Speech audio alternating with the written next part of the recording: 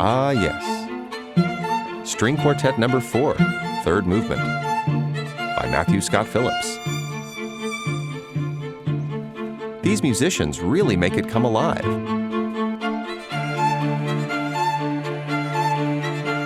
But what if they didn't take proper care of their instruments? Would it sound less alive? Find out today on Music Student 101.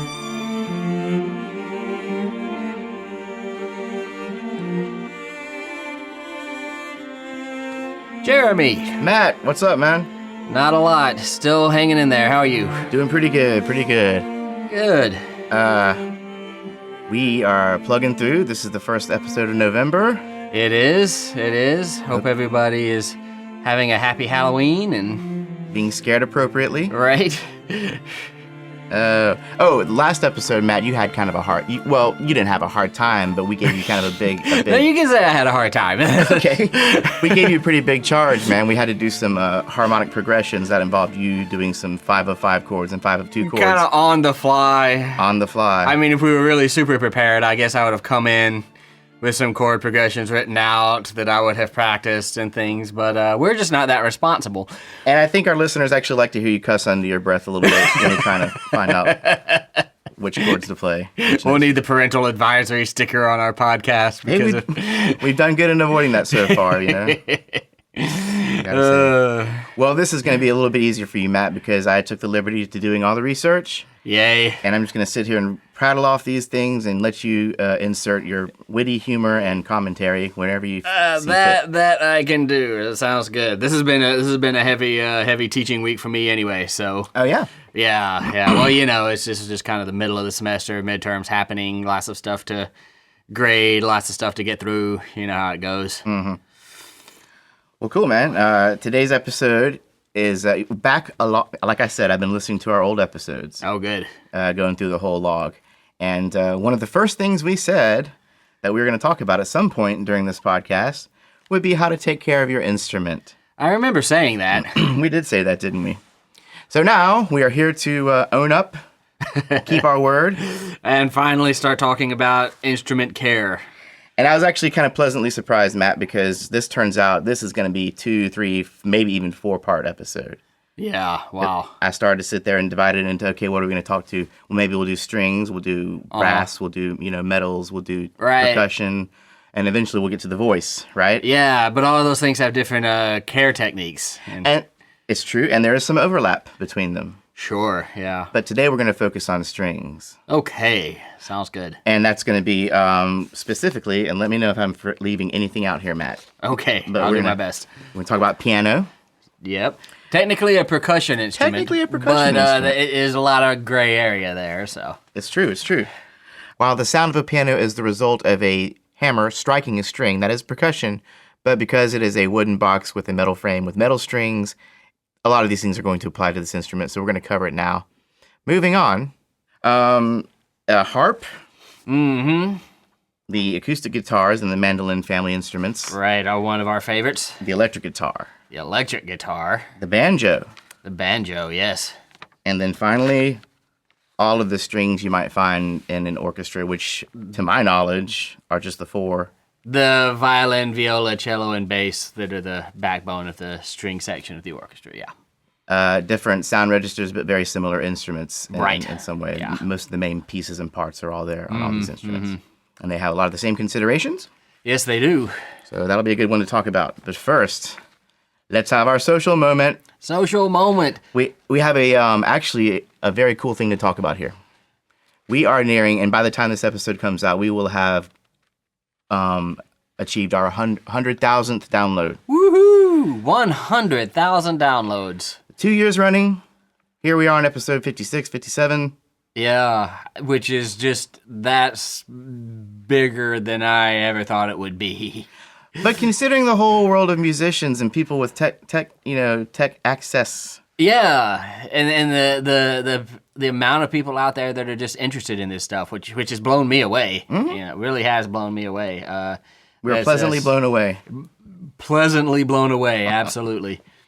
Yeah, it's just great to have that many people interested, and we thank you so much. Absolutely, absolutely.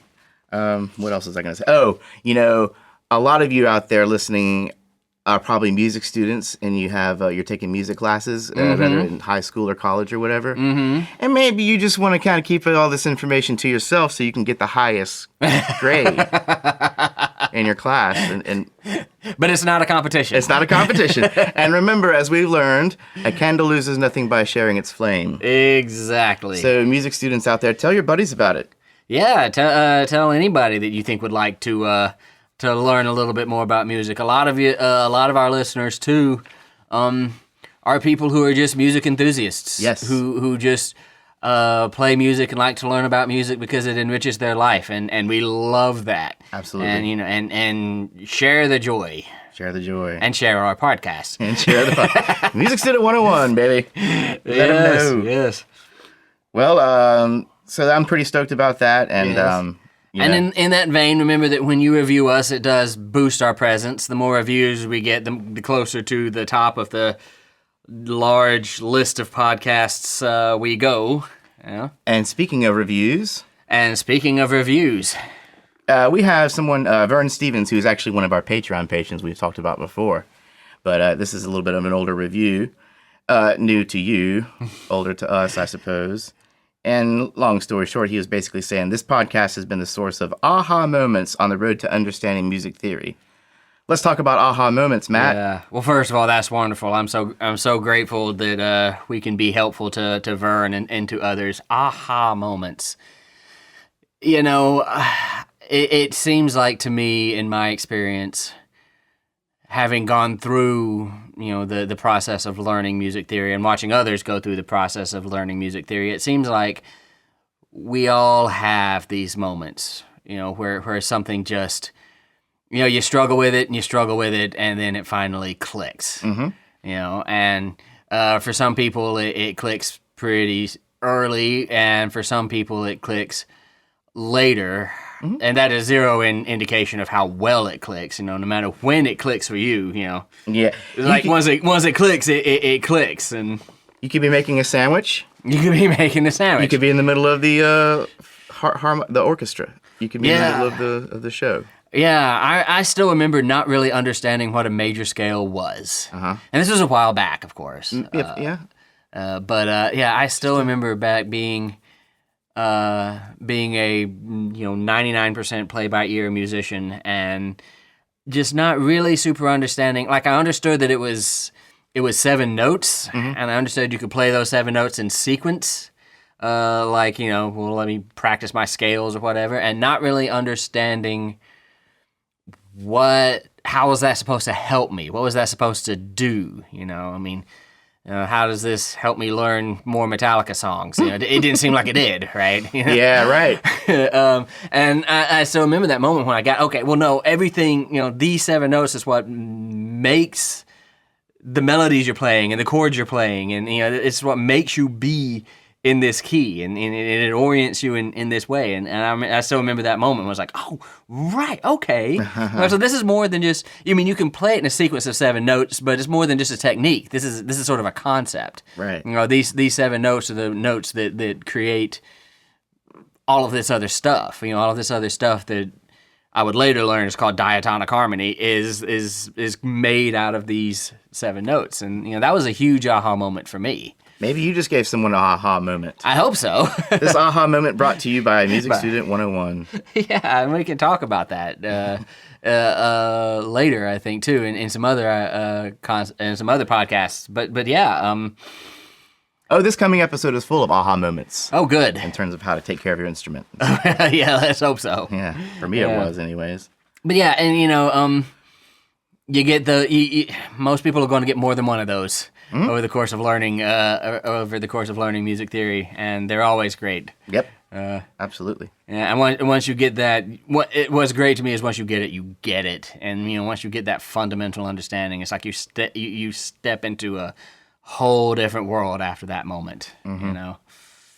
So thanks again, Vern Stevens. Thank you for being our Patreon patron, and thank you for sending this nice review. He's pulling double duty. Yes, he is. Vern. Yes, he is. And email us with some of your aha moments. Oh, kind yeah. listeners. That would be something we'd really like to see. Surely there's And many here. that we have in common. Yeah, yeah. And if it's helpful to you, it's probably helpful to everybody who listens. Right. And probably helpful to us. So.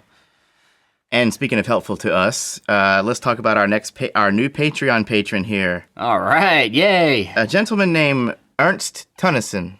Mm-hmm. From Cambridge, Massachusetts. Let me tell you about Ernst. Ernest, he started playing guitar about 2 years ago and is now hooked.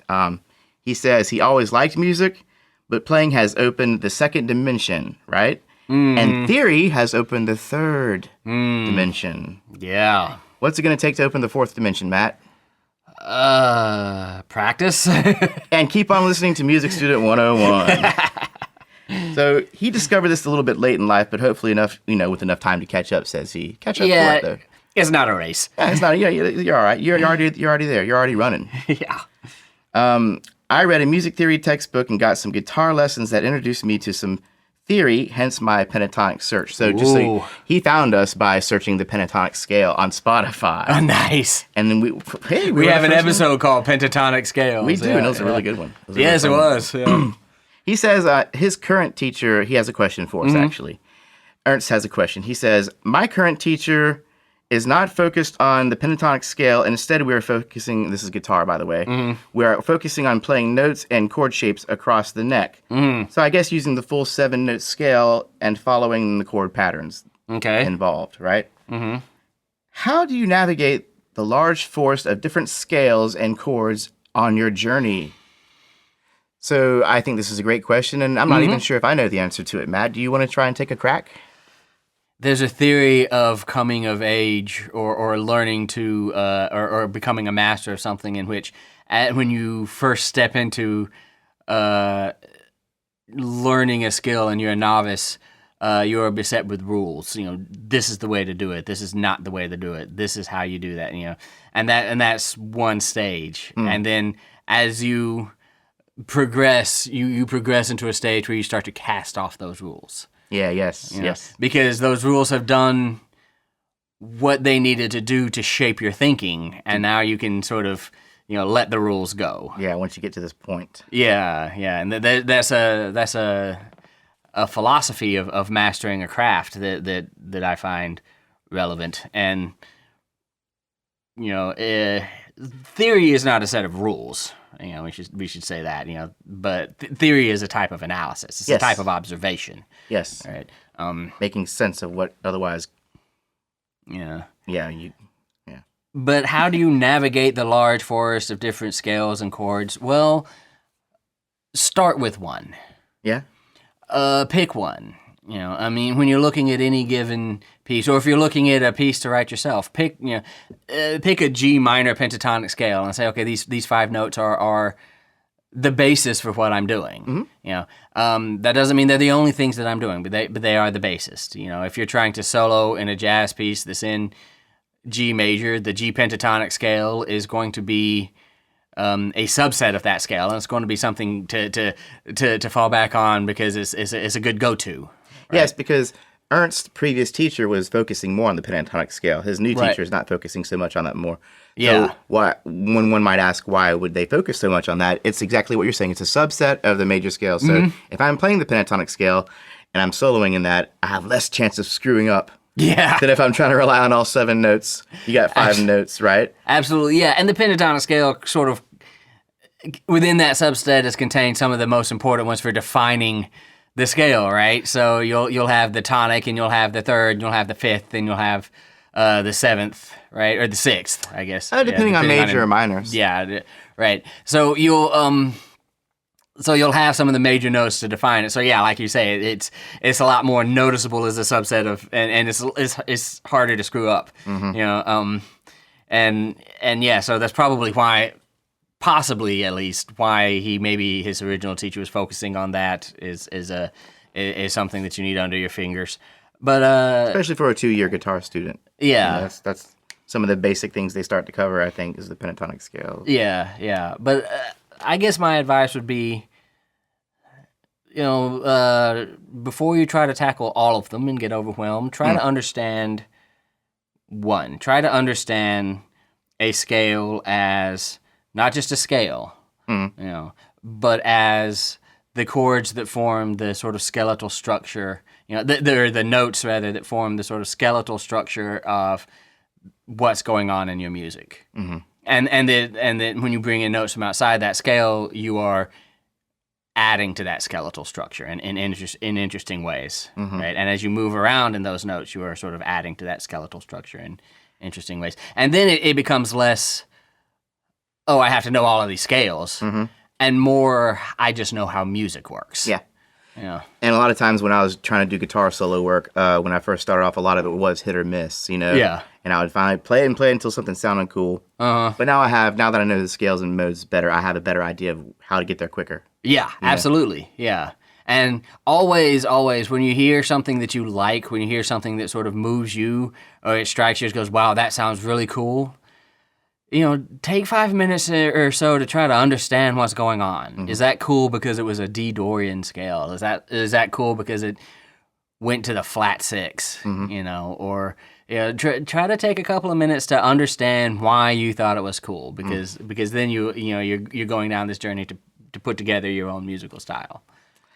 Well, Ernst, I hope that helps. I hope that makes sense. And if that made no sense at all, just email me and let me know, and I'll try again. Yeah, we'll always try again. Matt is way better about following up on emails than I am. No, I'm not. In my experience. Yeah. Whenever someone has a theory question, When someone has a theory question, you jump right on it. I jump all over it. Yeah. So, Hey, Ernst, I want you to know that your coffee mug is on the way. And your coffee mug is on the way. What the hell are we talking about? What are we talking about? Okay, so several months ago, really, maybe even a half a year ago, I ordered a small handful of coffee mugs that have our Music Student 101 logo printed on it. They're nice. I have a couple. They're pretty awesome. They're black. The logo's white. It's just tasteful and beautiful. It's an 18-ounce mug. Yeah, big O sucker. So you get you through any episode of Music Student 101. It's gotten us through a few. It has. It really has.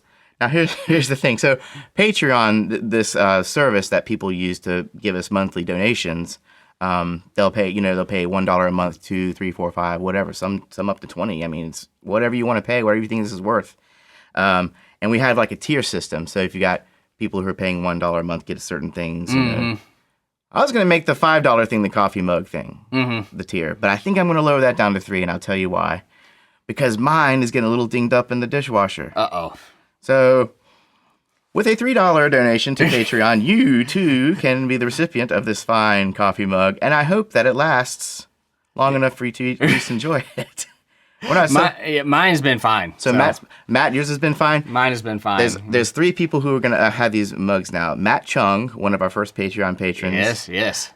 Christopher Freiberg. Okay. Who got his mug. Awesome. He's going to be helping me out with some website ideas. We're going to try and revamp the website a little bit. Yeah. And then, of course, the third will go to Ernst Tennyson. Thanks to his donation, we're going to send you this, and it went out yesterday. So excellent. Now, as far as the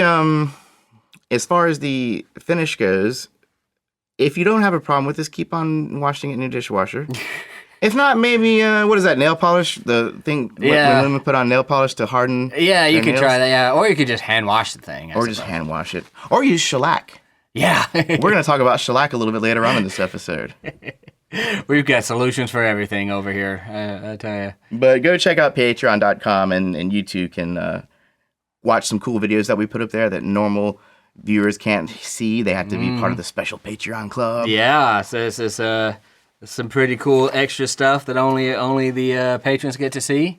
There'll be more stuff like that coming in the future, hopefully, and... Indeed. We're not sure. We haven't had to send any of these coffee mugs across the pond, so I'm not sure what we're going to do if someone from China or Australia, because we have a lot of listeners from Australia, want a coffee mug, but we'll figure out a way to make it cool and right. We'll make it work. Don't worry. Yeah. Now let's continue with our listener mail. All right. Why don't you take this one, Matt? All right. So Alex Harris from Homewood, Alabama. Alabama. So this is a bit of a local here. A bit of a local. And now in Montgomery. Yep. Alex says, I played tenor saxophone all throughout middle and high school with Homewood Middle School and Homewood High School's bands, and we are familiar with those. Yeah. And when I was 14, I started doing my own studies of music theory from a guitar and bass point of view. I went on to play with Auburn University's guitar ensemble. I didn't even know they had that. Nice. And now that I'm 1 year out of college, it's really fun to sit down and listen to your podcast to continue my music education. Oh, that's awesome. Yeah.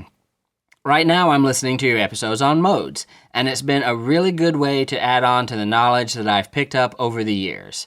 Oh, that's wonderful. Speaking of modes. Speaking of modes, yeah, we love the modes. And Alex has some questions. Can you recommend any guitar exercise to me? I feel confident that I know my modes and such, but I'd love to find a routine other than just free jamming or playing along to music that I like.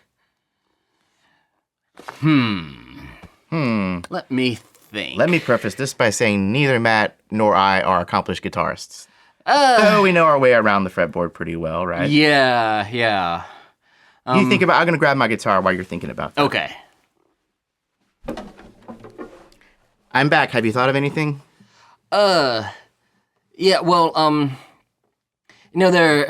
of course, I have seen exercises where, you try to play every mode with the same final. So play E major, E Dorian, E Phrygian, E Lydian. On the so that you know the mode from the what we would call the parallel perspective, and then the relative perspective would of course be playing E major, F sharp Dorian, G Phrygian.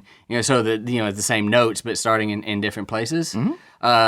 Those are a couple of ideas right off the top of my head. And, of course, doing those on all 12 notes, right? Yeah, so C-sharp major, C-sharp Dorian, C-sharp Phrygian, C-sharp Lydian, up and down the guitar at least 2 to 3 octaves. Yeah. Right, and with the appropriate fingering positions. Sure.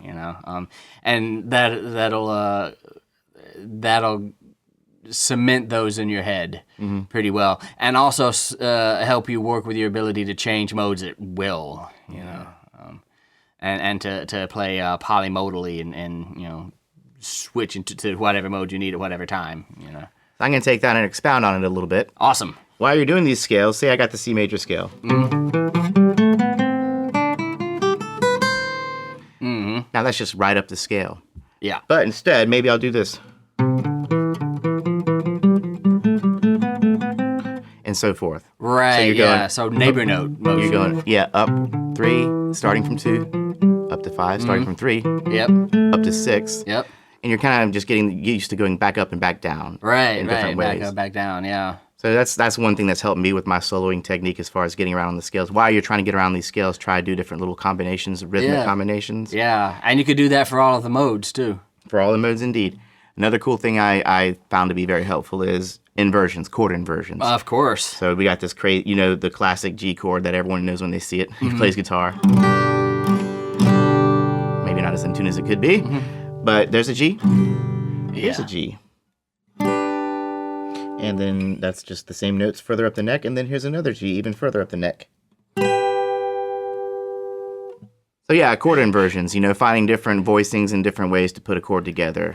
Yeah, and play around with chord progressions and chord inversions that are diatonic to a given mode. So just to pick a really easy example, so in D Dorian, your D chord is going to be a D minor chord, right? And then your E chord is going to be an E minor chord. Right? And then your F natural chord is going to be an F major chord. Right? And then, what's next? Your G chord is going to be a major chord. Yeah. And then your A chord is going to be a minor chord. So you've got a minor 5 in a Dorian mode. Right? Yes, you do. So kind of neat, huh? And then, of course, you have B, that natural 6 of Dorian. And that's going to be a diminished chord, right? I'm not great at those, but yeah, there you go. I can at least do 3 notes. And then, of course, C will be C major, leading back up to D. That's an easy example. There are others that are going to be more interesting. Lydian has a 5 diminished. I love that one. Yeah. So your 5 chord is a diminished chord. So which means it's not really working as a 5 chord in tonal harmony perspective the way 5 works in major, right? Right. But it still sort of occupies that position in the scale and makes Lydian very, So think about those things. Think about those things from a theory perspective, and what gives different modes, different characters based on what notes are diatonic and in what positions. Yeah. So Alex also had a question about music theory books, and we talked about that a good bit before, but while we're here, let's just go ahead and recap, Yeah, well, since Alex is a guitar player, there are a set of books called the Guitar Grimoire. Oh, yeah. By Alex Cadman. There's one on scales and modes, and then there's one on chords, and maybe a couple of others. I really used to recommend these a lot because I love the little crash course in music theory right at the beginning. And it may, Alex may be a little bit more advanced in that crash course, but it's still a pretty good crash course, and it has all of the scales. I mean, every possible scale, and the chord version has every possible chord. Up and down the neck, right? Up and down the neck, yeah. That's really good. In terms of things that actually get into music theory, there is, of course, Tonal Harmony by Stephen Koska and Dorothy Payne, which Alex, having been a music student in college a little bit, may very well be familiar with. It's sort of the standard these days. I also like a book by Miguel A. Roig Francoli, and it's called Harmony in Context. Yes. Which gives a slightly more contrapuntal spin on the same information. Pretty easy to read, pretty easy to follow. Yeah, and both of these theory books, the former myself and Matt cut our teeth on. The latter, Harmony in Context, Matt introduced me to later on in the game, and it's been a very useful tool, I think. Yeah, and reading more than one book on the same information can be helpful. Yep, multiple approaches. That's a big ask sometimes, but. Now, what if anyone who's just wanting to really nerd out and dig deep into it? Which one would you recommend? I think you brought one of these over to me before, and I was even like, Yes, I did. And Alan Fort. Alan Fort, that's it. There is a book by Alan Fort, and it is called Tonal Harmony in Concept and Practice. Yeah. And this guy is for real. This is super serious. If you really, really want to get into the way classical tonal harmony with its, notes that are effectively all notes being tendency tones that pull towards another note, which in turn pulls towards another note, and how those notes doing this simultaneously create chords. And, if you really want to get into the sort of inner concepts behind how music moves and things, and the direction that music is moving in, and all of those things, really, really want, not just, hey, I just want to know my chords, man, but like seriously get into the system of tonal harmony, then I would recommend that book. It is not for the faint of heart. This ain't no Mickey Mouse theory book. No. It's pretty super serious, and he's done other books on he's got books on set theory and on Schenkerian graphs and all kinds of high end stuff. But so there you go. I would those three are probably what I cut my teeth on. There are certainly others out there, but any of those three make a really great reference and make a really good book to just sort of peruse through. So there you have it. Now, Alex had one more question. He had a question about modes, but I think we covered that. I would just recommend listen to episode 27. Yeah, and learn more about modes for the sake of brevity, because we are kind of getting a little late here. Sorry. No worries. It's both of us. I'm long-winded today. We are. That's all right. More information. And he also asks, could you recommend a way of finding other musicians to play with? I'm down in Montgomery, Alabama these days, and unfortunately, I'm the only musician in my group of friends. While I do love to record ideas that come to me and play with and develop those, it would be really refreshing to find another human being to play with. In past times, I would say just go to a singer-songwriter, go to a local coffee shop when there's some singer-songwriters up there. Yeah. More likely there's just one of them. They might be looking for a band for other people to play with. That's often the case. Now today we have social media, which has been a great help. I know Birmingham, our city, has a good number of sites. Birmingham's Musicians Exchange, Birmingham's Gear, like they have where you can sell gear and buy gear. You have social things where you can tell people about your shows. Yeah. Guitarist wanted, bassist wanted, whatever, you know. Bandmix.com. What bandmix.com? Yeah, bandmix.com is kind of it's kind of match.com for bandmates. It's like, I'm a southern rock bassist looking for X, Y, and SRB in search of. Yeah, right. Yeah. In search of band for gigs, or occasionally have my own gear or something. Or there'll be bands looking for a particular player and things, and that's kind of international, and so that's definitely something. And back in my day, I used to go to guitar shops, and there would always be bulletin boards. Oh yes, where Music they would stores. say, guitarist needed or bassist needed, or things like that. Maybe you're in a music store and you hear someone just trying to play a guitar and killing it, and you're like, "Hey, buddy, what you doing this weekend?" Yeah, your local guitar shop, and I know there are guitar centers and things in Montgomery. I know this for a fact. Yes. So they are a great way to sort of have a door into the musical community of any town, if you're just really not around musicians and you want to be. Because for the half of my life, for the past half of my life, literally, and that word is thrown around a lot lately, but it's true. For the past 20 years, I have been so embedded in the music scene here, I don't remember what it was like to have to break into that scene. Me either, yeah. You know? I can't imagine what it would have to be like to break into. But I think it'd be easier today than it was back in our day because of social media. It would be different. It would be different. Yeah. There would be different things you would have to do, I think for us, a lot of it was just being around, Be present. Being present, being someone that people know who you are and things. And now that can be harder to do, but I would still recommend it. Mm-hmm. Be present. Go listen to music. When the band takes a break, go talk to them and tell them that you're a musician and you enjoy their set. And, be somebody they know who you are. Maybe you notice some friction on stage and you can be like, "Hey, I see where your bass player is kind of a jerk. I want you to know that I'm actually a really good bass player and I'm not a jerk." No kidding, that I actually got in a band like that once. Seriously? Not by calling the other bass player a jerk, because the other bass player happened to be a great friend of mine. Oh, you're more tasteful than that too. Well, yeah, and he was a friend of mine, but he was about to move out of town. Yeah. I didn't even know that, but I talked to the drummer while they were on break and said, "Oh, hey, I'm so-and-so's friend. I'm a bass player too." And the drummer's like, "Really? Because he's about to move, and we're going to need a bassist." I was like, "Well, give me a call." See, nothing ventured, nothing gained. If you just sat there and enjoyed your beer, you might not have had that opportunity. Absolutely. And I played with that band for several years after that. So it was a fortuitous thing. All right, man. Well, Alex, I hope that helped out, and we're going to move on here and get into this episode, shall we? Let's get into this episode, and I'm going to slack off on this episode for once, because this is one of those things where Jeremy has more knowledge than me.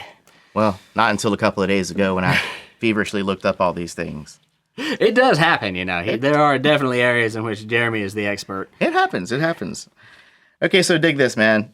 When I was a maybe freshman, sophomore in college, I had this bass. It was a black Washburn, very cheap instrument, but it was my bass, and I loved it. Yep. And one day, I still lived with my parents, actually, at the time, and Jason Bailey, who plays mandolin with Tonal Vision, at the time my band, and still my band, he was hanging out in my room, and we're just kind of talking about, music as we do. And I played him something cool on the bass, and then I went to go kind of put it down on my bed.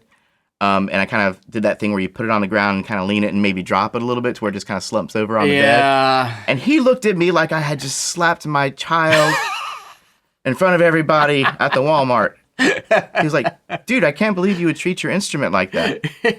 And then I kind of took a little pause, and I was like, "Whoa, What are you talking about?" Who cares? But in my head, I was like, you know what? I think he's right. I was kind of disrespectful to my sweet, sweet instrument. And we're going to talk a little bit more about that, on how to take care of your instrument and not disrespect it. And not disrespect it, because if you take care of your instrument, you will have the same instruments for the rest of your life. And it'll probably get better. And it will get better with age. Just look at Willie Nelson. Oh, man, yeah. And if you don't, then, you'll be having to buy new instruments all the time. Mm-hmm. And get fussed at by band members who know better. Yeah. Jason Bailey, I love you, man. That was actually some of the best advice. Or one of the best reprimands I think I'd had. I think so, From a peer. It's hard to get reprimands from peers. Especially when you're an adolescent. Exactly. Yeah, man. So anyways, we're going to go ahead and get started with, and today's episode is only on strings. Mm-hmm. Okay? And let me know if I forget any of them, but I think we got them pretty well all covered. Yeah, I think maybe the ones we forget may have some of the same basic tips and things as some of the ones we do cover, so. Indeed. So let us begin, shall we? Yes, let's do. Let us talk about the granddaddy of all instruments. the grand piano. The piano. And pianos can be hard to take care of because a lot of times when you're a pianist, you're sort of just sitting at the piano that's provided for you. That's true. You know? Now, do you have a piano at your home, Matt? I do not. I have an electronic keyboard, but my piano that my grandmother gave me proved it just wasn't going to make the trip up when I moved up to the big city. So I am sans actual acoustic piano. The piano I have, I got from my aunt and uncle, and they had that for a very long time beforehand. And when I got it, what should be the A note was actually an F sharp. Wow. Theory people, how much of a distance is that?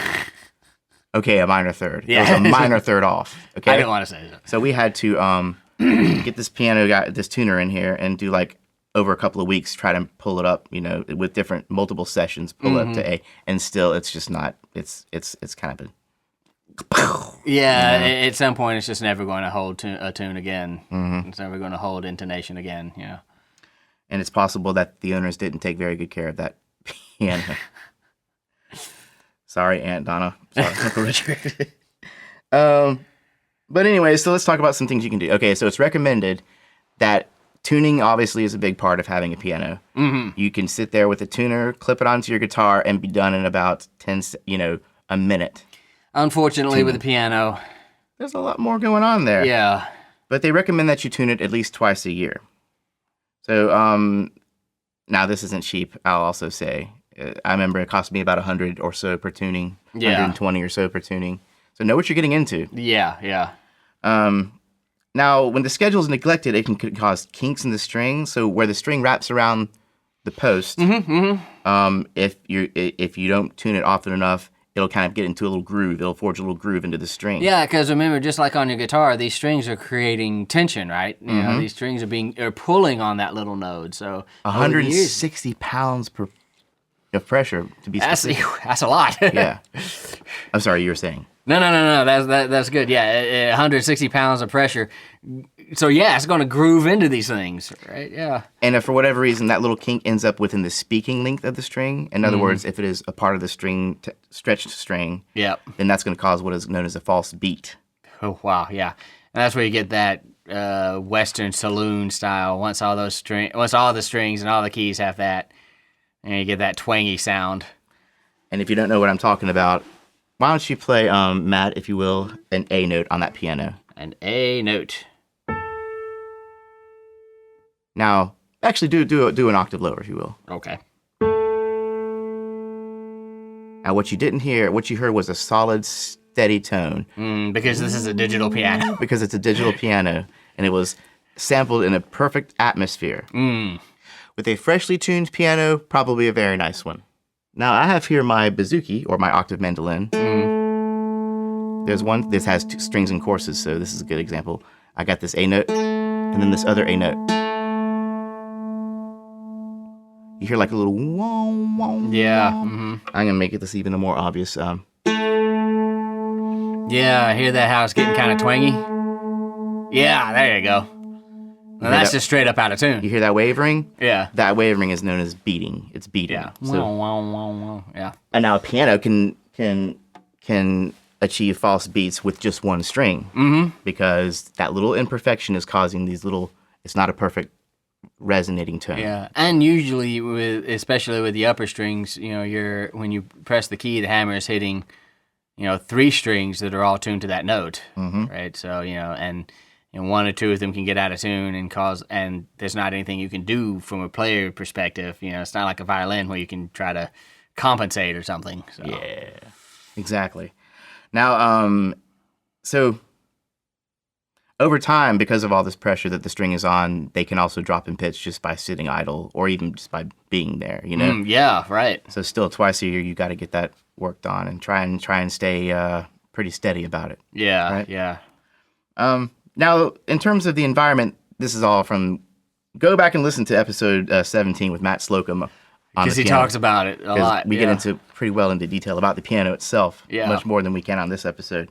But the ideal environment for a piano is about 72 degrees Fahrenheit and about 49% humidity specifically. That's pretty specific, isn't it? That sounds about the ideal environment for me, too, though. Me too. Me too. About 72 degrees, about 49%. That's about right. It's easy to remember that way. To maintain these numbers, special equipment can be used. My piano tuner suggested something called a damp chaser, which is this little metal rod that goes within the body of the piano. In my case, it's underneath, kind of, and it regulates it turns on a certain amount of heat when it detects humidity discrepancies or whatever. So that's one way to do it. You can get a humidifier or a humidity gauge in your house. Yeah. Those are all some great ways to do that. The following information was taken from Steinway-piano.com, which it turns out, I was like, oh, Steinway, they must know what the hell they're talking about. But this isn't actually Steinway pianos. But needless to say, I found these tips to be overall pretty consistent with what I've been reading about and what I've been learning, and overall pretty helpful. So you ready? Yes. For the piano, we're going to talk about the seasonal drift. Now, if you live in an area that is typically kind of dramatic in terms of climate change, so for example, very cold winters and very hot summers, expect your piano to drop and rise with the temperature. So if it starts to get colder outside, where your piano might be tuned to 440, it might actually drop down as low as 336. And in the summertime, it'll raise back up and possibly overshoot the 440. So it is really recommended, experienced tuners recommend that you tune these up in spring as it starts to warm up.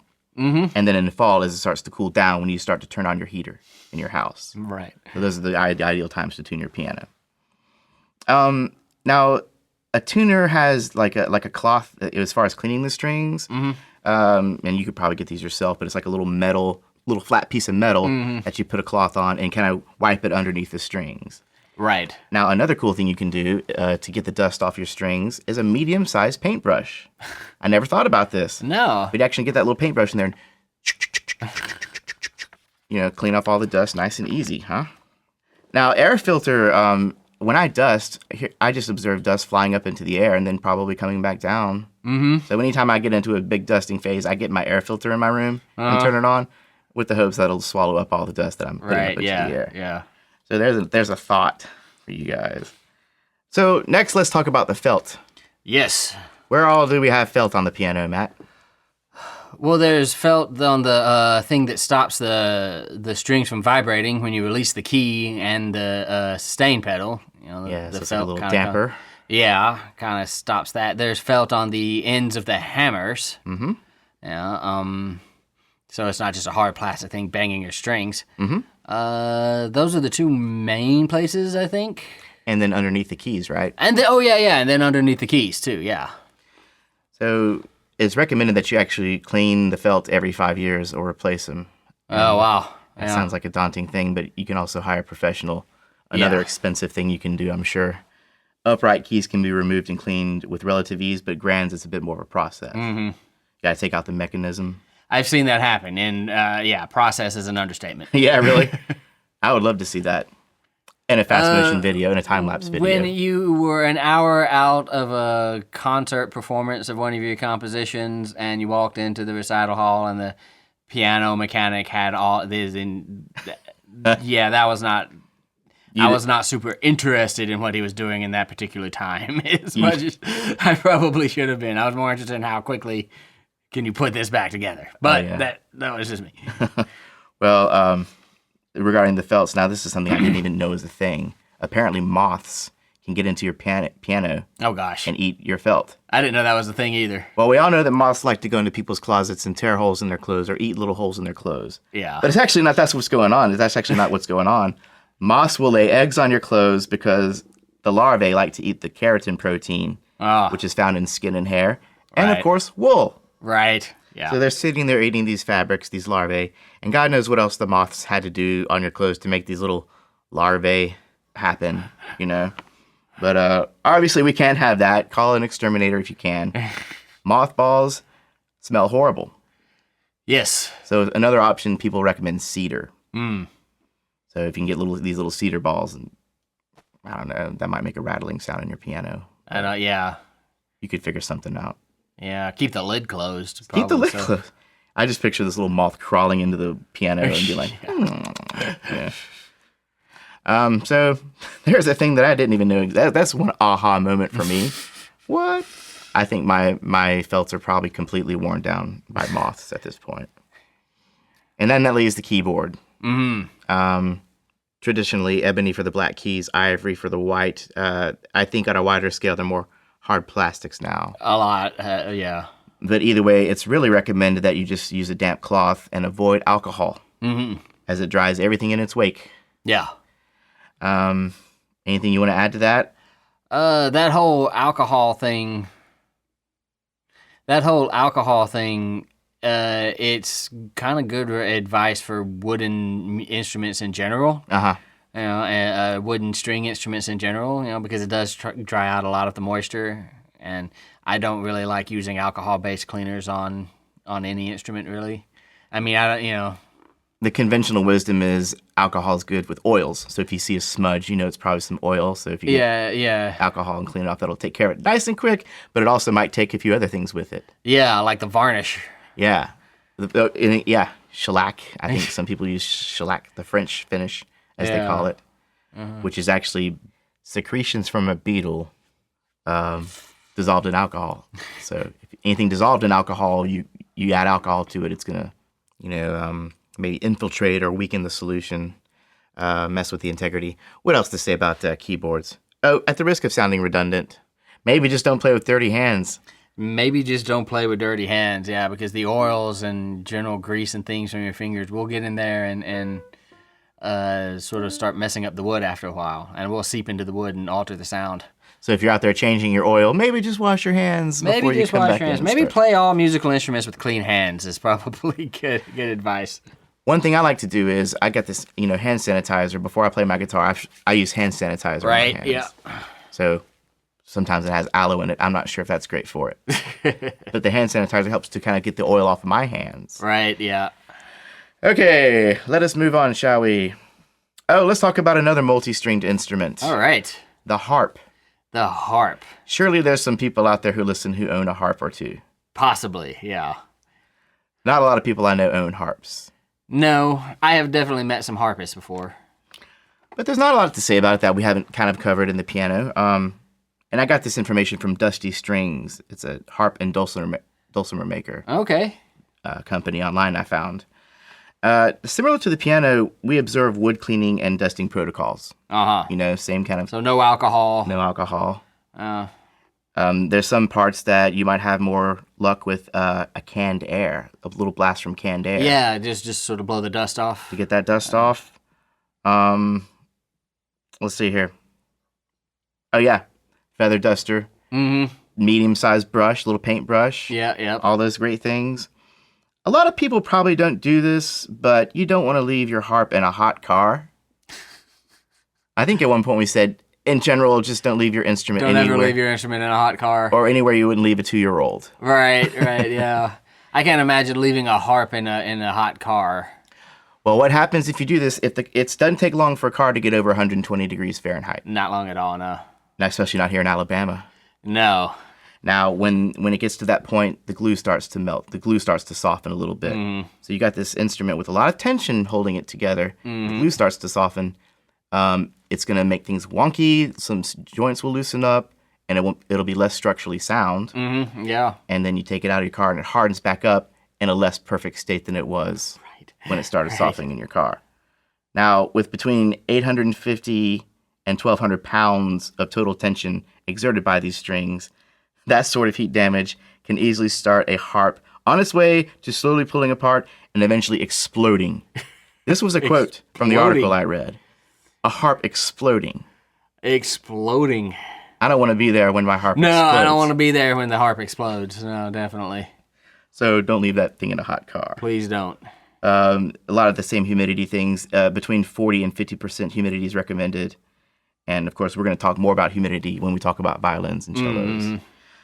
Strings, I see metal and nylon strings on harps. Yeah. I wouldn't imagine nylon strings you have to worry about too much, other than just getting finger crud on them. Yeah, I mean, temperature stuff can affect it. Yeah? Yeah. In fact, temperatures can affect nylon strings and how well they're tuned pretty harshly. So, same advice. Don't leave it somewhere too hot or too cold. Well, unlike the piano, we're actually touching these strings with our fingers. So you can definitely get some gunk and stuff that should be wiped off with a dry cloth. And when you sweat, your sweat contains uric acid. Yeah. Which actually breaks down metals and causes tarnishing and rusting and so forth. As any bass player knows. Yes. And we all know that there's nothing like a good new set of strings. Oh, gosh. And the more you play them, the more finger crud and skin flecks and oil and grease and everything gets on the strings. Next thing you know, you just got this underwater muffled sound on the strings. Just the not good tone. Don't want to do anything with that. So go to Dusty Strings and learn more about the harp. It's got some cool tips on hunting down string buzz and other things that kind of you run into with the harp. Now let us move on, shall we, Matt? Okay, where are we going next? Now we're going to get into the acoustic guitars and the mandolin family instruments. And I would imagine that this involves any kind of full-bodied acoustic guitar. Right, yeah. Like I said, mandolins, bouzouki, octave mandolins. The orbos. Balalaicas. Yeah. We're just naming exotic instruments now. Ouds. Ouds. Lutes. Citerns. Lutes, yeah. All those things where you play it and it's a wooden instrument, a hollow-bodied wooden instrument that you play. We learned from our discussion with Carlos Pino. Remember when we talked to him on our guitar episode, which is also a great episode? He was saying that an acoustic guitar wants to be between 70 and 80 degrees Fahrenheit, which again, like us. So again, that 72 degrees is sort of seems to be a good sort of even keel for a lot of things. Yes, for us and our instruments, I think. And also between 30 and 40% humidity. So if your instrument has a case, it's kind of recommended that you put it in the case and wipe it down before you do that. Yeah. Now, why do you wipe down your guitar? Same reason we talked about with the harp strings. Yeah, get the dust, the crud, the slime. I have a t-shirt. Oh, that's a great use for your old cool t-shirts that you had in high school. Your old cotton t-shirt that it's got all these holes in the armpits and you can't wear it anymore.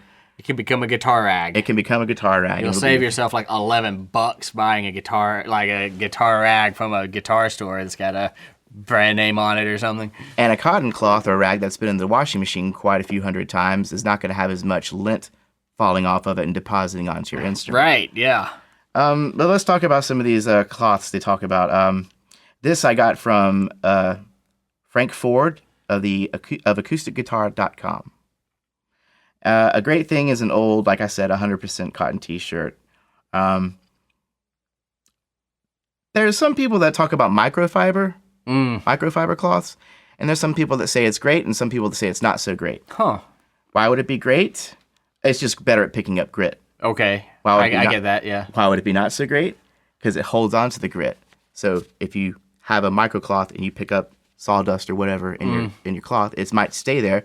Next time you go to try and clean your guitar. You might be wiping the stuff back onto your guitar. Or even scratching it. Yeah, so I guess maybe you would have to get a new one every so often. Mm-hmm. Now, if you're really good about keeping your guitar clean and pristine and cleaning it every time you put it in and out of the case, your microfiber cloth's going to last a good bit longer. Yeah. But otherwise, you might be asking for trouble. Yeah. So again, the 100% cotton cloth seems to be for the win. Seems to be for the win, yeah. A good cotton cloth will do you wonders for a lot of instruments, it looks like. And obviously, beware of paper towels. Yeah, I knew not to do that. Just too abrasive. Yeah, right, yeah. If you're in a pinch and you happen to have some shop towels, like those little blue paper towels. Right, yeah. That's what you can do, but even still. Even still, yeah, I would try to avoid the paper towels for that reason. Yeah, they're pretty harsh on finished wood. Mm-hmm. You want to wipe in a circular motion? Okay. I don't know why that would be. I think if you just go up and down, you're maybe introducing the same patterns and I guess, yeah. You more chaos in your wiping. You were introducing a circular pattern if you. Okay. It's like the Karate Kid. Dude, standing wax the on, deck. wax off. Yeah, wax on, wax off. 80s reference. Yep. Although the Karate Kid is making a comeback now. Yeah. On YouTube, they have a show called Cobra Kai. Oh, get out. And so there's a re-envisioning where maybe the bully wasn't the bully as much after all. That's long been sort of a fan theory that the blonde guy was Johnny. really... Yeah, because Daniel LaRusso, the character from Karate Kid, he did all of this stuff. He stole his girl. Yeah, and he ruined his Halloween party, and he wasn't doing anything to him. Yeah, he wasn't doing anything. He was just trying to smoke a joint in the bathroom. Yeah, and Daniel turned the water on. He pour the toilet water on him or whatever he did. Yeah. So yeah, there's been this fan theory for a long time that it really what's his name? The blonde kid was really the tragic hero who kind of, and then he ended up losing to a completely illegal move, which is what the crane kick was. All those things you say they address in this show we're talking about. Yeah. It's hilarious. I need to see that. Yes, check it out. But moving on. But we digress. Hey, that's our first digression, isn't it? Wax on, wax off. It was our first one, but it was definitely a big one. We always have to wax philosophical. Oh! Where's my drum sound? Oh, I know. Okay. So anyways, so if you do have to use moisture, if you have like something that just a regular rag is not getting off, a little bit of moisture is recommended. Huffing some hot air onto your guitar, a little breath, then wipe it down. Now, if that's not enough, again, we say dampen the cloth, not the instrument, with a very, very mild solution of cleaning detergent, mild detergent and water. I'm talking like 3 or 4 drops per 12 ounces of water. I'd be scared to do that personally. I would too. I see that everywhere, but I don't think I would want to do that, honestly. Yeah, I mean, what do I know? But it doesn't sound right. But yeah, I would be nervous about that. I would be nervous about that. So again, water is probably the best bet, right? Yeah. But again, not on your instrument, because if there's any cracks in your guitar and the water gets through, it's going to cause swelling in the wood and then possibly more cracking.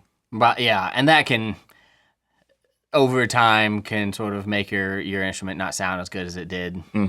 It'll compromise the sound by throwing chaos into an otherwise perfect resonant system. Yeah. Remember the wood of your instrument is not just wood. It's resonating when you play it. It's got a job to do other than just be there and look shiny. Shiny. Absolutely. And when you do this, you want to follow up with a dry cloth again, just to seal the deal and keep the moisture off. Yeah. Now there's many polishers and cleaners available. You know, the consistency again seems to be to stay away from household polishers, wood varnishes. Yeah. Lemon oil is considered to be good for the unfinished wood. Now shellac, again, which is the resin secreted by the female lac bug from Thailand and India. I never knew that. Me neither. This is dissolved in alcohol. Again, you don't want to use alcohol, especially. Well, but this is dissolved in. This is not like just straight alcohol, right? So. No. But if it was used to dissolve in alcohol, then alcohol would be the agent that would also potentially mess suppose. with the but unless the alcohol was evaporated out, you were left with just this substance that is shellac. No. Yeah. Okay. No. I don't know how they make shellac. This is not my area. That's definitely the Cliff's Notes version. Okay. And the extent of my knowledge on shellac, which is also known as the French finish. Okay. Interestingly enough. And you're going to see a lot more of that stuff on the electric guitar. Yeah. So let's move on to the electric guitar. Let's move on to the electric guitar. And what I always say about the electric guitar will also apply to the electric bass and any other solid body wooden instrument. Matt, I know you have an electric bass. Do you have an electric guitar? I do. What do you play? What's your axe, man? I don't think it's a brand name of any kind. You know, I think it's just some sort of Strat imitation knockoff. Yeah. I own that, which I play when I play electric guitar, and then I have a Yamaha sitting around somewhere. You know, yeah. So. Acoustic? Well, I have a Yamaha acoustic, and then I have a Yamaha electric too. Okay. Well, then you might want to know some of these things. I might indeed. This is something I should do a better job of too. You know, an electric guitar wants to be around 68 degrees Fahrenheit, which I think you're still safe in that 72. I think you're probably still safe. Yeah. Region. 45% humidity. All these things, all these wooden instruments seem to be falling between all like around the same area. 40 and 50% humidity. Because a lot of electric guitars are solid body and painted or coated, humidity isn't as intrusive with electric when compared to acoustic guitars. Right, because the sound of your electric instrument is not as determined by what the wood is doing, right? Because you have the pickups and the magnetic field and all of that. So Exactly. it's not that it doesn't mean anything. No, yeah. Yeah, but yeah, means less. Means less, yes. And let's talk about those jacks and electronics. Yeah, this is a big deal. How many times have I had to replace my jack in my bass over my career? More than I care to... Yeah, a lot. more than I care to admit. Enough that I don't like it. Enough that I know I know that sound. You know, like I hear that sound, I go, oh yeah, that's what that is. When that jack starts to get loose and you hear that crackling in the... Here's what I do to avoid that kind of thing. Here's what I do to increase the life of my jacks. Because if you're out of jack, you're out of an instrument. And I've been meaning to get a soldering bench, but I don't have one right now. So they have the 90-degree quarter-inch cables. If you have a guitar that has a side entry, like on the side of the instrument. Yeah, I know where we're going with this. You run your cable up through your strap to cause a little bit of tension, strain relief. Yeah. So, do the strap loop around. So you loop around your strap where you're holding it and then into the... I've started doing that myself. So if you step on your... And I do this a lot. If you step on your cable on stage, it's not straining the jack. It's actually straining the point where the cable goes into your strap. Yeah, because if you don't do that and you step on your cable, and believe me, you step on your cable more than you realize. Yes. You know, you're sort of yanking it against the thing that's holding it into the... And this is what's yanking your jack and yanking it in the wood and then yanking the little... mechanism inside the jack that's holding the cord in there, and it's bad. Bending, possibly breaking important things. Very much so, yeah. You're not just stepping on it and yanking it out and having to plug it back up, which is also embarrassing, but... So regarding the electric guitar, with some of the humidity and wood care considerations that we've had here, the only other thing I would mention is you're setting your action and things like that. That's the kind of thing that I don't feel comfortable doing myself. I just take it to the guitar shop and go, hey, set me up. Fix my intonation, set my action.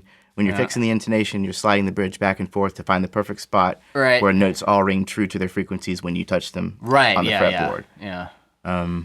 But yeah, that's the main kind of thing. As far as the metal parts, I think just keep them dry and shined and buffed or whatever. Yeah, I don't like to mess with my intonation. I have adjusted my action on my, and that's just getting it, up off the neck enough that it doesn't, hit the frets and buzz. And buzz. Yeah, but not so far that it's difficult to play, that it requires a lot of, and I've adjusted that a little bit, Well, that's a simple Allen wrench kind of truss rod that's an Allen wrench kind of deal, and you can just sort of put it where you feel like you like it, and you don't have to worry about your guitar exploding.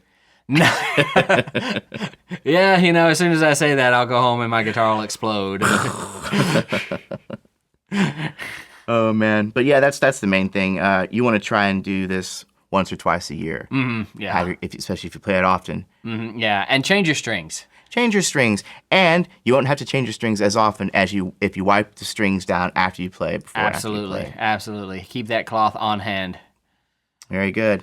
Now, from the guitar, I suppose we can move on to the banjo. But actually, this is a bit of a different beast. It's like metal, wood, drumhead, percussion, drumhead. I mean, there's a lot of things about the banjo, but I managed to concisify them pretty well here. And I got this information from deeringbanjo.com. Well, they would know. That's a pretty well-reputed banjo company. Yeah. This is kind of funny. Now, Deering will gladly sell you a 3-cloth system. A 3-cloth system. Yeah, the first cloth is an anti-tarnish agent for the hardware. Okay. So for the metal, it's helping to it's an anti-tarnishing, some kind of agent on the cloth. Yeah. That helps it from rusting. The second cloth is a wax cloth with polishing agent for the neck and the fingerboard. Wow. The third is a tarnish removal cloth. So if you got some tarnish on your metal or your hardware, you get this cloth and it'll scrape off the sandpaper or it's abrasive. So it'll get the tarnish off. Or you could just get an old T-shirt from high school and use that. And just wipe it down. I'm sure there's plenty of usefulness in this 3-cloth system that they're talking about. Yeah, well, if you're a professional banjo player, if this is your living. But I would just say, if you don't have all that stuff, clean the head with a damp cloth and a window. Oh, as far as the head itself, the head being the drum part of the banjo. Yeah. That's just recommended, just window cleaner. Or even just a damp cloth. Again, that's my go-to. Yeah, it seems like a good woolen cloth is your friend for a lot of these. Mm-hmm. And same kind of thing. Don't spray it on the instrument. Never spray it on the instrument. Yeah. Just on the cloth. On the neck of this banjo, you might want to use almond oil. Deering apparently uses almond oil to condition their necks. Wow. I don't know what really the difference is between lemon and almond oil. I might think lemon oil might be a little more acidic. Yeah. But I don't know. Here's another funny thing I haven't thought about. Here's another aha moment. Keep those fingernails short. Yeah. Why do you think that would be a thing, Matt? Well, just getting... I guess maybe longer fingernails can sort of break off and leave little bits of fingernails in the string or something. That's a good theory, but it seems like the main thing that they're concerned about is actually the fingernail digging a groove into the wood. Oh. So if you're fretting your instrument and your fingernails are too long, they're going to see below I wasn't string. even thinking about the left hand. Yeah. That's what I was talking about mainly, you could dig, that's an issue, yeah. So yeah, and I guess that would apply to any fretted instrument. Yeah, we bass players have to keep short fingernails. They get in the way of our playing. Mm-hmm. So. Now the acoustic guitarist, or the classical guitarist, on his right hand, he's got to grow them some out fingernails, yeah. Which is kind of funny. You got to have right hand with fingernails and the left hand with no fingernails. You got to have the Freddy Krueger right hand. You're not going to be a hand model, but you're going to play some good tunes and take care of that instrument. Yeah. What else? Oh, back to the whole washing hands thing.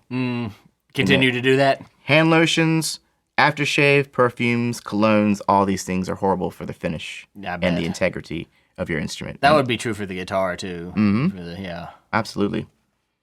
Another thing about the banjo is, and I guess this also applies to most instruments, that you wear a strap, that you strap it on. Mm-hmm. Try and stay away from plastic or vinyl straps, as they tend to scratch surfaces. Yeah. So a good leather strap or a good cloth strap. Yeah, and speaking of scratching surfaces, try not to wear belts and belt buckles and things while you're playing. If you're playing an electric guitar or something, if you're one of those people that like to play it low, and because your belt buckle will scratch the finish too. Oh man, it sure will. Another aha moment for me. Huh. I guess I always wear my t-shirt untucked when I play. And it goes over the belt, so it kind of adds a little barrier. Yeah, it can scratch it through your t-shirt, though. Take my word for it. Oh yeah, okay. Experience. Indeed. All right, let's move on to finally the strings that we have in an orchestral setting. Right, so that would be the violin, the viola, the cello, and the double bass, which are all basically the same instrument, just in different dimensions. Yes. So they get bigger, but they're all similarly constructed. Mm-hmm. They all have the pegboard with the ebony pegs. They all have the same kind of, I guess, almost female figure of a body. The hourglass shape. Figure, yeah. With the two sound holes. Sound holes, post, bridge, all those things. So let's talk about those, shall we?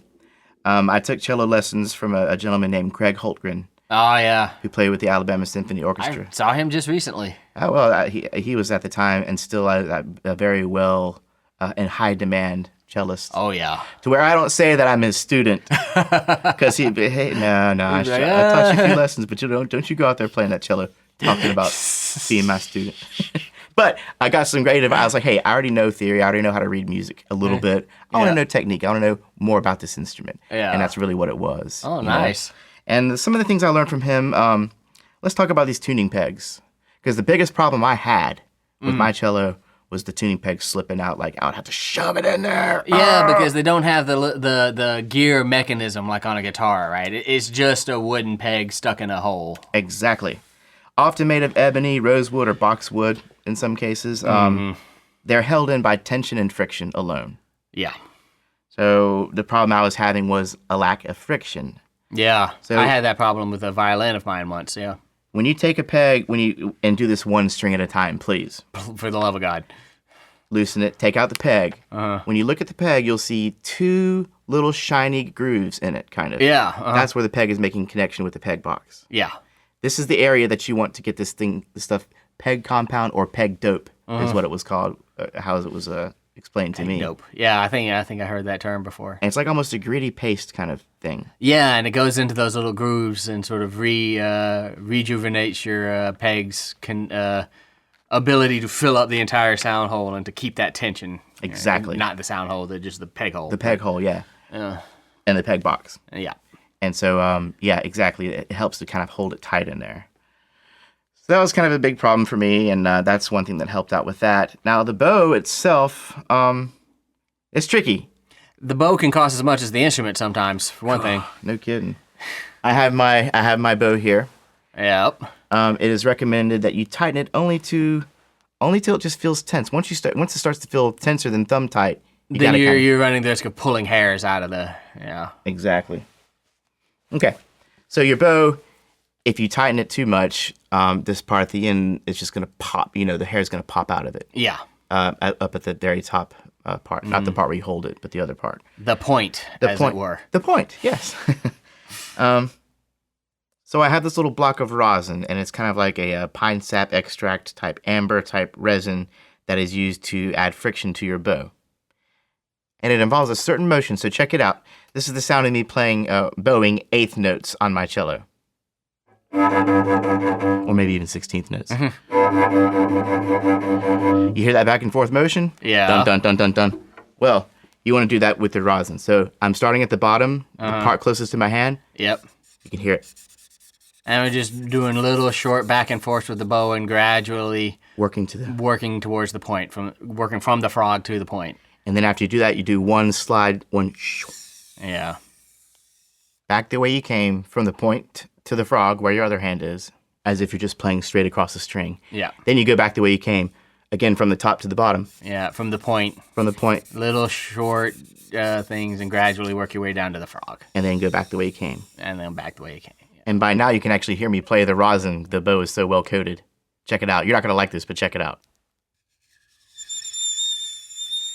Yeah, there you go. That's just bowing across the resin bar there. That's a horrible sound. But it's the sound of resin. It's the sound of resin. Being bowed. And now your bow is properly resin. What's that line in Devil Went Down to Georgia? Rosin up your bow. Yeah. The hellfire made an awful shriek as he rosined up his bow or something like that. Yeah. I have to go look that up. Well, that's probably what it sounded like. You also want to, when you're done playing, you want to loosen the bow back up. Right, yeah. There's no reason to have that tension just all the time. Exactly. And of course, maybe before you put up your instrument, again, wipe it down with a little cloth, get the rosin residue off the body of the instrument. Now, it's just kind of recommended that when you bring your instrument and the cello, these instruments sometimes require a good luthier. Yeah. I know there's a guy named Wayne Stanton in Tuscaloosa that I had to travel 50 miles to get to the guy who was recommended to do this kind of stuff at the time. There's probably luthiers a little closer here in Birmingham. But, I just kind of bring that up and just give him your bow, let him look at it while you're getting your cello looked at. Yeah, he'll most of the time, he'll say it could use rehairing. Mm-hmm. Yeah. Part of that might be lining up the bridge. Mm-hmm. The bridge is supposed to be lined up perfectly with the inner notches of the F hole. Yeah. So when you're looking at the F hole, the inner notch in the middle, that would be the cross through the F. Yeah, they put that there because that's where the bridge should go. That's kind of a recommended point. Yeah. And that's important because that's where the post connects. And you want the bridge to connect where the post is. All right, so now as far as these four instruments are concerned, the violin, viola, cello, and double bass, they all kind of have the same moisture concerns and humidity concerns, which we've been speaking about a good deal in this podcast. Right. But we're just gonna galvanize it here with some words from Emily Davidson, a.k.a. Emily Plays Cello. And I chose the cello because size-wise, it's right there in the middle between the upright bass and then the viola and violin. Okay. I found this video on YouTube, and I think she did a very good job of describing all these things. The video is called How to Take Care of Your Violin, Viola, Cello in Winter Dry Climate. Uh-huh. Now, Emily is a very talented cellist. She focuses on Baroque style music, and she is from New York, but she's currently living in LA, so she might have some things to say about that. And some of these things are, basically humidity is not the problem that the lack thereof is. Right, okay. So too much humidity when it gets, like, if you're in a sauna, yeah, that's a problem. Or live in Alabama. That's a problem. But in most cases, in the winter, you want to maintain humidity levels of a minimum of 30%. That's just getting too close. Too dry. Yeah, okay. Really, again, 40 to 50% is optimal. Yeah, sounds like. Now, too dry of an atmosphere can result in the glue losing its grip. And it might cause cracks in the wood. How would that cause glue to lose its grip? Well, it'll... too little humidity? It probably gets brittle. Yeah, it just saps the moisture. If I were to guess, the glue kind of gets brittle and kind of breaks easily, and then it doesn't have as strong a hold. Makes perfect sense. She recommended a couple of things that can help this, and one of them was this funny little looking thing called a dampit. I'm sure it's a company name. Probably. But it's a flexible rubber tube with a sponge within. Okay. Now, every day, you have to re-moisten this little sponge and this little tube, and you stick it in. It goes into the F hole, and they come in different sizes for the different instruments. And then you put it in your case. Yep. Oh, man, this is some delicate stuff we're talking about here. You know what I mean? Yeah. How practical is that? I don't know. Again, you have to wet the sponge every day. You got to keep it in the case. How dry of an area has this got to be before you have to start messing with this stuff? Like dry. Like, yeah. Yeah. No, I mean, Los Angeles is practically desert conditions, so maybe she does really have to deal with that. Yeah, I guess so. And then we don't know anything. We have the opposite problem in our region of the world. So yeah, you walk outside, you look like a glass of ice water. You just condensed sweat and humidity, and it can be like walking into an oven. Yeah, tell me about it, man. But it's a wet heat. It's wet. Yeah. Yeah. Yeah. Now you can get like put your hand over the pot of boiling water and feel that steam coming up. That's like what it's like to walk outside sometimes in the middle of the summer. It's like anyway. Like breathing. Yeah, I can't breathe. Yeah. Well, as far as the interior of your house or apartment or whatever, you can get humidifiers and humidity monitors to help balance your environment. So, it's more important to have a humid environment than a humid instrument case. Yeah. Right? Yeah. But again, it is recommended. It seems like a constant also is if you have a case for your instrument, put it back in the case. Put it in the case, yeah, because the case is designed to protect it from all sorts of things. Now, I have on my wall here in the studio all these hooks, and they're all holding. It's like it was intended. I got them at Home Depot. Yeah. It's intended to hold power tools and stuff, but they just happen to hold instruments. So I have this whole wall of instruments. And it's pretty awesome, actually. It looks really awesome, but they should probably be in their cases. Anything over $500. Yeah, well, this is a pretty climate okay area down here. It's it doesn't get too hot because we're underground, and I would say so. No, I would say so. But anyways, I might still consider getting a humidifier down here just to see, or a gauge just to see where I'm at. You know what I mean? That would probably help your recording equipment too. The only other thing I can think of for these instruments that she mentioned is this kind of harkens back to a time when we used to get goldfish at the pet shop, and we would come back to the house, and the goldfish would be in a bag, and my mom would put the bag in the aquarium with the goldfish in it. Right. So that the goldfish get to acclimate within the bag.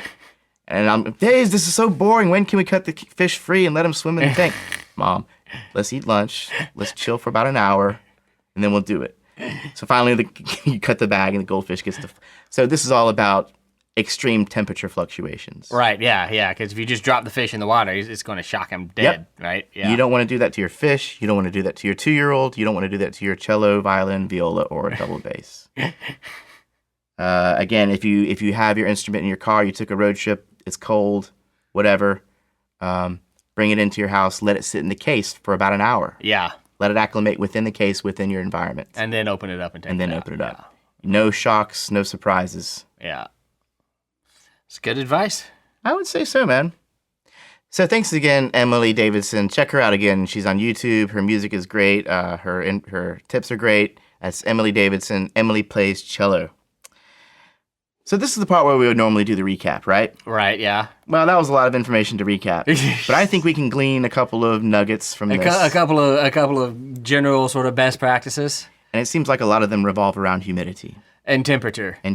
So like 72 degrees. 72 degrees, 68 to 72 68 degrees. to 75 maybe. Yeah, for these Good wooden range, yeah. instruments. 40 to 50% humidity. Yep. A nice 100% cotton cloth is your friend. Wipe stuff down with it. Wipe dust off with it. I think so. Be mindful of greases and oils on your hands. Play instruments with clean hands. Mm-hmm. Yeah. Clean hands means clean strings. Yep. Clean hands means clean strings. Change your strings. Mm-hmm. And every once in a while, get to the stuff that you don't do all the time, like adjusting your intonation and taking your bow to a luthier and adjusting your action, straightening your guitar neck. We didn't really talk about keeping your guitar neck straight. Yeah. But that's really, part of the setup too. I think. It's really kind of bad to like lean your guitar against a wall. Oh, or slump it over on a bed? Or slump it over on a bed, yeah. And for God's sakes, don't do it upside down. I've seen people actually do that, where like they've leaned it up against the wall with the neck the bottom. I know, right? Why the hell would anyone do that? You're just begging to have the thing destroyed forever. That's insane. Yeah, but I have seen it happen. So, but yeah. So those are some good sort of general, no matter what your instrument, some sort of general best practices as far as wooden string instruments go. Mm-hmm. And for the metals, again, your hands contain corrosive materials, so try and polish it down before you put it in the case. Put it in the case after you use it. I hate saying that because that means I got to do it. Yeah. Or I should do it, lest I be a hypocrite. Yeah. But I play that guitar a lot. I like to have it handy. Yeah. You know? But when I play it, before and after I play it, I do wipe down the strings. Yeah. I try to do that too. And I try to replace my strings often because that really does help extend the life. It's not just about, oh, my strings sound crappy now. It really can be about your guitar will last longer if you're changing the strings every now and then. And going back to bringing it to a professional from time to time, I kind of liken this to a spa. Sometimes you just want to treat yourself. Take your instrument to a spa. Get your pedicure for your cello. Yep. Get it a nice massage. Crack the spine and. Wait, maybe not crack the spine. Not literally crack the spine, but you know what I mean. Right on. Yeah. So, all right. Good advice. Good advice. Good episode, man. A lot of stuff in there, but this is again mainly the stringed instruments and the woods that they come with. Yeah. Mm-hmm. And we can talk about wind instruments and other things later, right? And yeah, that might be just as robust, if not more, because Probably. There's a lot. I thought that when I thought woodwinds, I was thinking clarinet, right, oboe, flute. Turns out saxophone is considered a part of that. Yes, saxophone is a woodwind. It's insane. I thought that was a brass. Nope, it's a woodwind. It used to be made of wood. Yeah, crazy, man. See, yeah. What did I learn? Aha moment that I should have had a long time ago. Aha. Well, on that aha, I think we can tell you to stay tuned for more aha moments because there will definitely be more about this instrument maintenance topic. Yeah, and I will actually have to start going back to talking about theory soon too. So it's going to happen soon, and I'm sure there'll be many aha moments to be had within those discussions. For all of us. Stay tuned.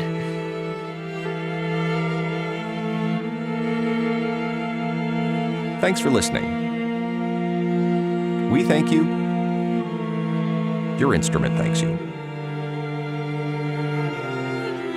If there is anything you would like to add to this discussion, email us at info@musicstudent101.com.